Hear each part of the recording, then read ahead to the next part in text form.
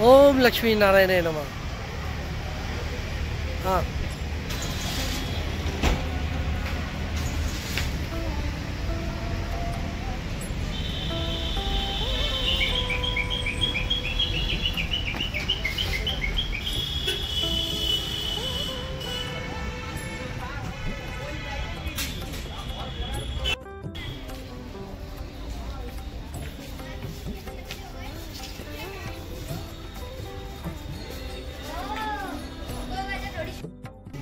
चलो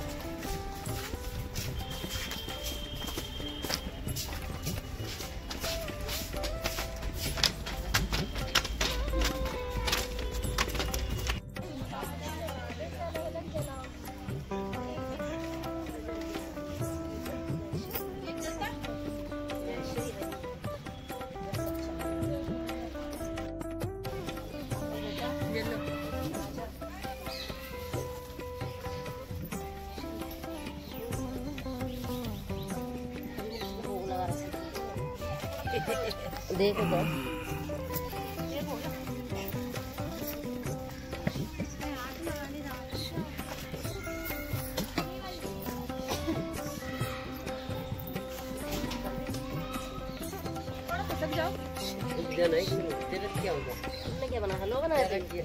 राधे राधे, हरे कृष्ण। आप सभी को आंवला नवमी की हार्दिक शुभकामनाएं।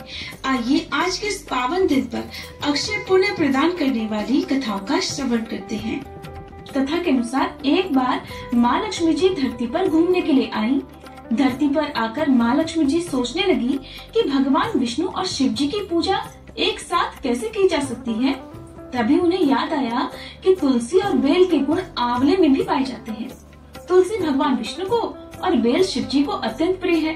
इसके बाद तो माँ लक्ष्मी जी ने आंवले के पेड़ की पूजा करने का निश्चय किया। माँ लक्ष्मी जी की भक्ति और पूजा से प्रसन्न होकर भगवान विष्णु और शिव जी साक्षात प्रकट हुए। माँ लक्ष्मी जी ने आंवले के पेड़ के नीचे भोजन तैयार करके भगवान विष्णु और शिव जी को भोजन कराया। उसके बाद उन्होंने खुद भी वहीं बैठकर भोजन ग्रहण किया। मान्यताओं के अनुसार आंवला नवमी के दिन अगर कोई महिला आंवले के पेड़ की पूजा करके उसके नीचे बैठकर भोजन बनाती है और ग्रहण करती है तो भगवान विष्णु और भगवान शिव उसकी सभी मनोकामनाएं पूर्ण करती हैं। इस दिन महिलाएं अपनी संतान की दीर्घायु और अच्छे स्वास्थ्य को लेकर व्रत रखती हैं। निसंतान महिलाएं यदि संतान प्राप्ति की कामना से व्रत रखकर आंवले के पेड़ का पूजन करती हैं तो उन्हें संतान सुख की प्राप्ति होती है। दूसरी कथा के अनुसार एक राज्य में आंवल्या नाम का एक राजा था। राजा ने ये निश्चय कर रखा था कि वह अपनी प्रजा में रोजाना 1.25 मन आंवलों का दान किया करेगा, उसके बाद ही भोजन ग्रहण करेगा। राजा अपनी प्रतिज्ञा के अनुसार ऐसा ही करता था, लेकिन उसके बेटे और बहू को ये बात पसंद नहीं थी।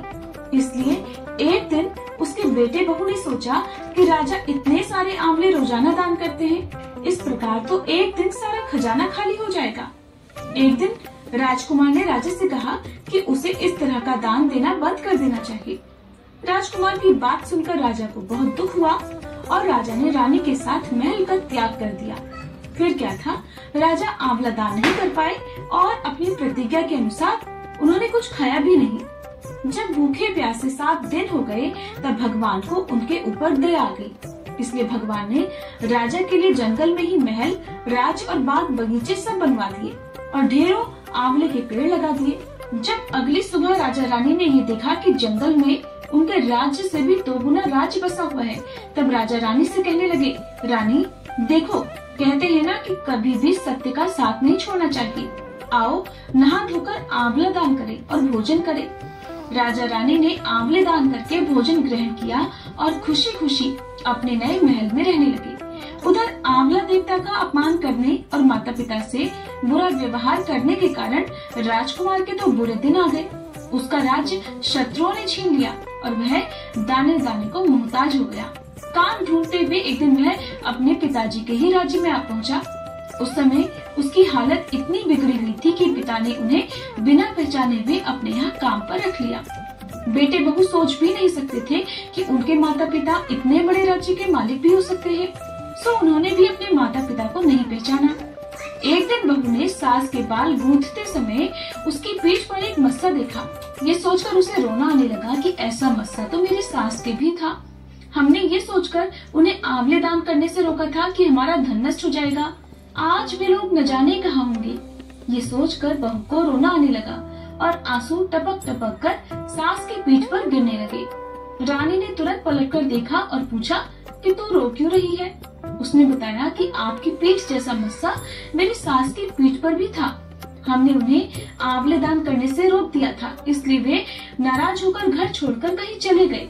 तब रानी ने उन्हें पहचान लिया, सारा हाल पूछा और अपना हाल भी बताया। अपने बेटे बहू को समझाया कि दान करने से धन कम नहीं होता बल्कि बढ़ता है। तब बेटे बहू भी अब सुख से राजा रानी के साथ रहने लगे और आंवलों का दान करने लगे। अब सुनिए आंवला नवमी की एक और कथा।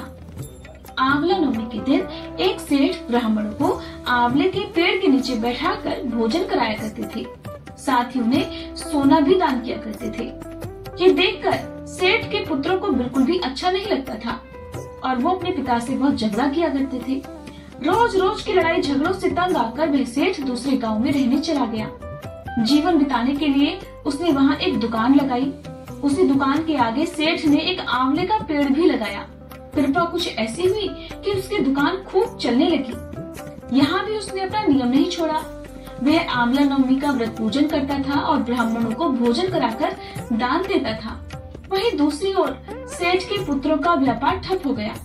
उनके बेटों को समझ आने लगा कि वो अपने पिता के भाग्य से ही खाते थे। तब अपनी गलती समझकर वे अपने पिता के पास गए और अपनी गलती की माफी मांगने लगे। फिर पिता के कहे अनुसार उन्होंने भी आंवले के पेड़ की पूजा करनी शुरू कर दी और दान भी करने लगे। इस व्रत के प्रभाव से सेठ के बेटों के घर पहले की तरह खुशहाली आ गई। राधे राधे जी। देखो ये कार्तिक का महीना है। कितने लोग सोचते हैं कि कार्तिक जो होता है ना, शंकर जी के पुत्र कार्तिक है। ये कार्तिक वो नहीं है। जो हमारे जो है ना, ये कार्तिक का महीना जो 12 महीने होते हैं ना हिंदू के मुताबिक, अश्वन, भाद्रपद और पौष के, उसमें ये कार्तिक आता है। जो ये महीना भगवान को अति प्रिय है। लेकिन अति प्रिय क्यों है? क्योंकि इस महीने में भगवान ने बहुत सारी दाम लीला करी है। भगवान को यशोदा मैया बांधना चाह रही थी, लेकिन भगवान क्या कर, उन्होंने अपना खोला रिबन और उसको बांधने लगी, लेकिन 2 उंगल का फर्क पड़ रहा, वो बंधी नहीं रही। वो बंधी नहीं रही। भगवान को कौन बांध सकता है? भगवान को कोई नहीं बांध सकता। लेकिन मैया ने बांधने की कोशिश की। उन्होंने सारी सखियों की, सब ग्वालियों की रिबने लेके भगवान को बांधना चाहा, लेकिन भगवान का तो पेट इतना बड़ा हो रहा, रस्सी बंधी नहीं रही है। तो भगवान में इस महीने में भगवान की दाम लीला हुई है। इसी महीने में तुलसी विवाह हुआ है। इसी महीने के अंदर कुबेर के पुत्र थे 2। एक का नाम था माणिक ग्रेव और एक था नल कुबेर। तो वो यशोदा मैया के आंगन में 2 वृक्ष बने हुए थे और वो 2 वृक्षों से उनका उद्धार इसी महीने में हुआ। इस महीने में भगवान ने अनंत लीलाएं करी है, इसीलिए ये कार्तिक का महीना बड़ा ही पावन है। बोलो श्री वृंदावन बिहारी लाल की जय। और आज जो आंवला नवमी पूजी जा रही है, थोड़ा बताएं इसके विषय में ना। तो ये आंवला नवमी इसलिए मनाई जाती है कि इस महीने में ये जो आंवला था ना, एक स्त्री थी, तो स्त्री को किसी शराब की वजह से आंवला बनी और ऐसे ना इसी वजह से इसको पूजा जाता है। आज अक्षय नवमी, इसको अक्षय नवमी भी कहते हैं। कितने लोग कहते हैं कि अक्षय नवमी है, आज के दिन से ही सतयुग का जन्म भी हुआ था।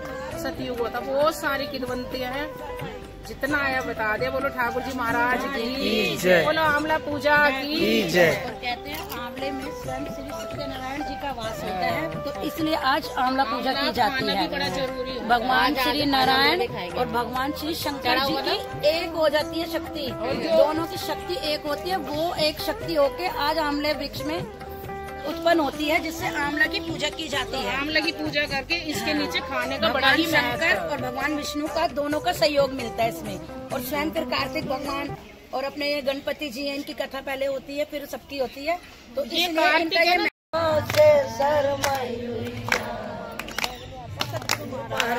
की जय।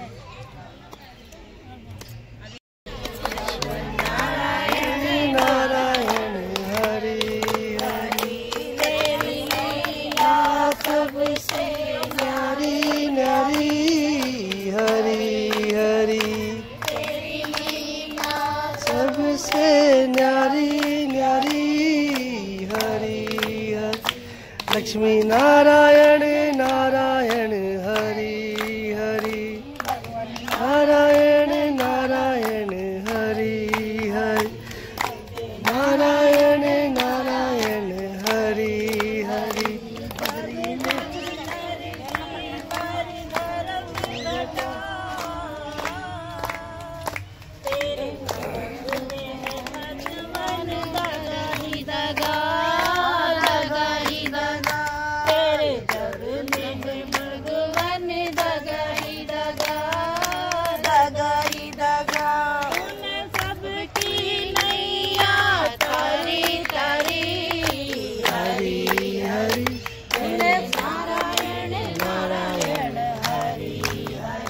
शिव नारायण नारायण हरि हरि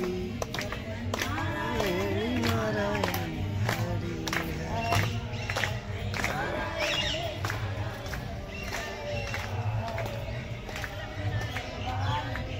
जय। मेरी धर्मपत्नी रेखा ने भगवान श्री हरि से कुछ मांगा और उन्हें आंवले का कुछ पत्तियां प्रसाद रूप पे मिल चुका है। खुशी के पल एक बार फिर से सेल्फीज हर बार की तरह मेरी धर्मपत्नी